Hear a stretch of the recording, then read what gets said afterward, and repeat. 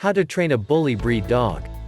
Dogs are generally the product of their environment and upbringing.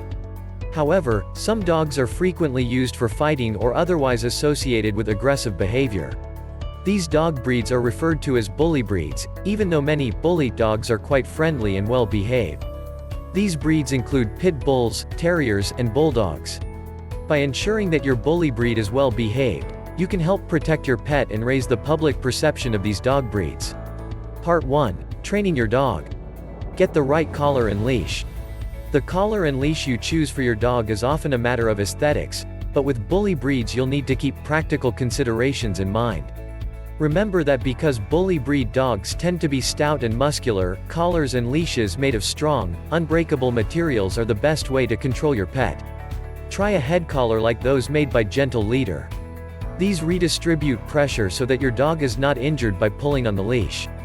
Many dog training experts advise against the use of choke, prong, or shock collars, as these may seriously injure your pet.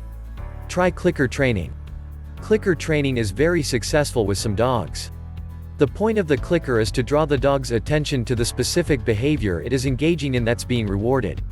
It teaches dogs to expect a reward for good behavior until the dog eventually behaves on command without needing the reward. You can purchase a training clicker at many pet stores or through an online retailer. Use the clicker immediately after your dog displays good behavior and follows your command. The goal is to make your timing precise so the dog knows what's being rewarded. When you activate the clicker, you'll want to reward your dog almost simultaneously with a treat and verbal praise. The reward should come within 3 seconds of the position your dog holds on command. Start out with simple commands, like, watch me, or, sit. Then progress to more advanced commands like, leave it. Eventually your dog will come to understand it's being rewarded for acting on your command and it will begin to follow your commands whether you have a treat in your hand or not. Teach the sit command. Verbal commands are a good starting point for training your dog. Sit is a basic command that can help break an excited dog from its distraction. You can teach this and other verbal commands at home, or have your dog learn commands from a trainer in an obedience class. Hold a treat in front of and slightly above your dog's head. Say your dog's name and the command, sit, while holding the treat above. When your dog sits, give it a reward and offer verbal praise. Instruct your dog to stay. Teaching the stay command is valuable for preventing undesirable behavior, say, to keep your dog from lunging at food that's fallen, as well as for protecting your dog, keeping it from running in the street or approaching an unfriendly dog, for example. Before your dog can learn to stay, it should already know and follow the sit command. Have your dog sit or lie down facing you. Hold up your hand with your palm open and say, stay, or, wait. Wait a few seconds, but don't expect your dog to hold its excitement for too long. Use a word or phrase that indicates your dog is released, such as, okay, or, good stay, then give your dog the treat. If your dog gets up before you've given the release, calmly return to where you were standing and go through the process with your dog again. As your dog learns, you can gradually increase the distance between you and your dog while it stays. Train your dog to come on command. Coming on command can be a lifesaver if your dog ever gets off leash or approaches another dog against your will. Start out just teaching your dog to recognize your command, either come here, or simply calling your dog by name. Squat down and open your arms wide while facing your dog. If your dog begins to approach you, give verbal praise and encourage your dog to keep coming to you. Use a happy and encouraging tone of voice as you call your dog. This will help reinforce that your dog is doing what you want by coming on command. If your dog doesn't come to you, attach its leash to its collar and lead your dog to the spot where you were calling from. Be sure to praise your dog while you guide your dog to that spot to reinforce that this was what you wanted. Once your dog gets good at coming on command, you can add additional commands, like starting from a sit position. Teach your dog to heel. The heel command will help break your dog of undesirable behavior on walks, such as weaving around between your legs or pulling at the end of its leash. You don't necessarily need to use the word heel. You can also say, let's go, forward, or whatever command you prefer. The key is to choose one command and use it consistently so your dog always knows what you expect. Stand next to your dog with its leash in your left hand and a squeaky toy your dog likes in your right hand. Be sure your dog is on your left side and waiting in a seated position. Extend the squeaky toy across the front of your body so that it's hovering above and slightly in front of your dog's face. Try to get your dog's attention with the toy, then give your verbal command and step forward confidently. Try to hold your dog's attention with the toy. Anytime your dog gets distracted, you'll squeeze the toy to regain your dog's attention and give it verbal praise when it refocuses or looks up at you.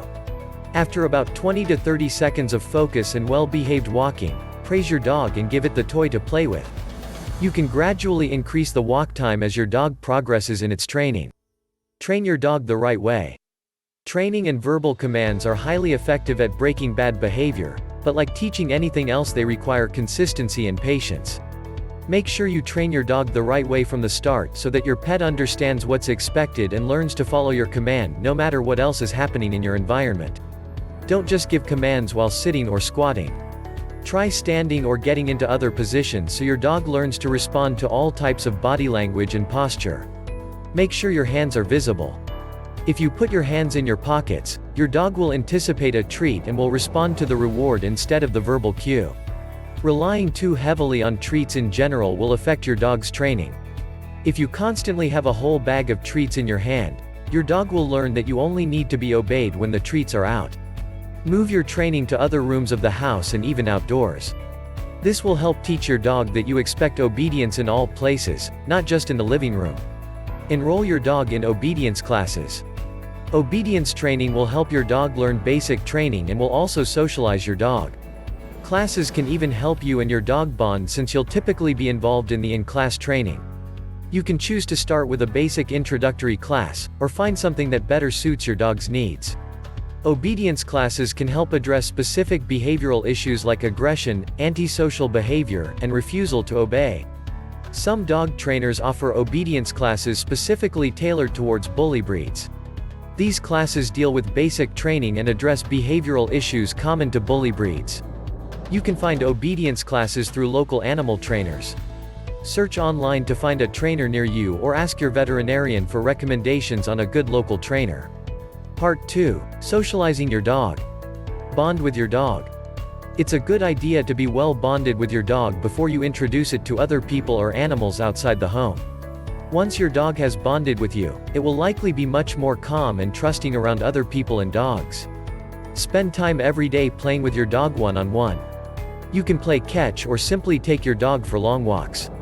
If your dog is receptive to it, you can try spending some cuddle time together. This may help your dog get comfortable with physical contact and intimacy. Start your dog young. Socialization is an important part of raising a well-behaved, well-adjusted dog, and bully breeds are no exception. Socialization can help your dog learn to play with other dogs without getting aggressive and get used to being around other people. Dogs should have some socialization with other dogs and people well before reaching 16 weeks of age. This can help acclimate your dog to being around other animals. Be selective with which dogs your pup socializes with. If your dog meets an aggressive, badly behaved dog, they may learn to be fearful of other dogs. On the other hand, if your dog only meets calm, friendly dogs, they'll be more likely to act the same way when socializing. Be sure to socialize your dog with a variety of other people so that it becomes used to different faces and body types. This includes men and women of varying ages and races, men with facial hair, and people wearing coats and scarves, if you live in a cold climate. Allow short, supervised playtime. Playtime is a great way for dogs to socialize with one another, but it's important to limit playtime and supervise the dogs at all times. You can also use playtime as an opportunity to teach or reinforce training commands. Start out having your dog play with a mellow, well-behaved dog to make the socialization playtime go more smoothly. Choose a dog that is roughly equal in size and energy level. Break up playtime with commands every few minutes. These command intermissions should last roughly 30 to 60 seconds before playtime resumes. Have 4 or 5 command intermissions 4 or 5 times during each playtime session, then separate the dogs at the end and reward them with treats. If possible, schedule play sessions every day, but not more than once each day, with the same dog. Do this for a few consecutive weeks, gradually increasing the command intermissions each time until you reach about 90 seconds of intermission time. Let your dog live indoors. Dogs that live indoors tend to be calmer and more well-adjusted than dogs forced to live outside. Living inside a home with you and your family will help your dog develop a healthy state of mind. It reinforces your dog's sense of family and its feelings of security. Part 3. Addressing problem behavior. Recognize signs of aggression. If you're worried about your bully breed acting out towards another dog, you'll need to know what to look for. Though every dog is unique and behavior may vary slightly from one dog to another, there are some common signs of aggression to watch out for. These include, but are not limited to, staring at another dog, ears turned forward, tail rigid and erect over the dog's back, barking, growling, hair on neck and back standing up, crouching or pouncing motions. Feed your dog separately. Feeding time is when many dogs become aggressive or protective. If your dog sees food as a resource to be competed over, it may become aggressive if you feed your dog with another dog in the room or vice versa. Whether you have other dogs or are socializing your bully breed with other dogs, it's best to feed your dogs separately from any other dogs. Even dogs that seem well behaved may have problems sharing a food bowl or seeing another dog eating food. Discourage competition in all forms. Many dog owners encourage their dogs to romp and wrestle with other dogs.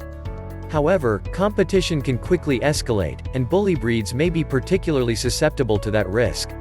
For this reason, it's best to avoid having your dog compete with any other dog for any reason. Toys and treats are two of the biggest things dogs will commonly compete over. These are both highly desired resources for dogs, and even playful competition could get out of hand. If your dog starts play wrestling with another dog, supervise them closely. Even well-paired dogs may get out of hand if they feel the need to compete, and you may have to intervene quickly. Spay or neuter your dog. Though you may not think of altering your dog as a training component, experts generally agree that having your dog spayed or neutered will improve its behavior. That's because an unaltered dog, whether male or female, is more likely to roam away from home and exhibit hostile behavior than a dog that's been spayed or neutered. Most veterinarians are capable of performing a spaying or neutering procedure. Ask your vet about how altering your dog can improve its behavior and its overall demeanor. Prevent fights. Getting into a fight with another dog can leave a significant impression on your dog. This could result in fearful or aggressive behavior towards other dogs in the future. Close supervision and careful selection of dog playmates can help prevent fighting. Keep all dogs on their leashes until you know how they'll react towards one another. Be prepared to intervene anytime your dog does play with other dogs. If things look like they're about to get rough, you'll need to step in before the situation becomes hostile. Never, under any circumstances, should you ever reach in with your hands to break up a fight. You should also never grab a dog by its tail, as this will cause it to turn and bite you. Step on the aggressor's feet to distract it. Use a large push broom to break up the fight. Put the bristled end of the broom against the aggressor's chest and force it away from the other dog. Use an unpleasant sound, such as a loud whistle, to distract the dogs. You can also throw water on the dogs to distract them from their aggression towards one another. Don't forget like and subscribe my channel and click on bell button for more videos.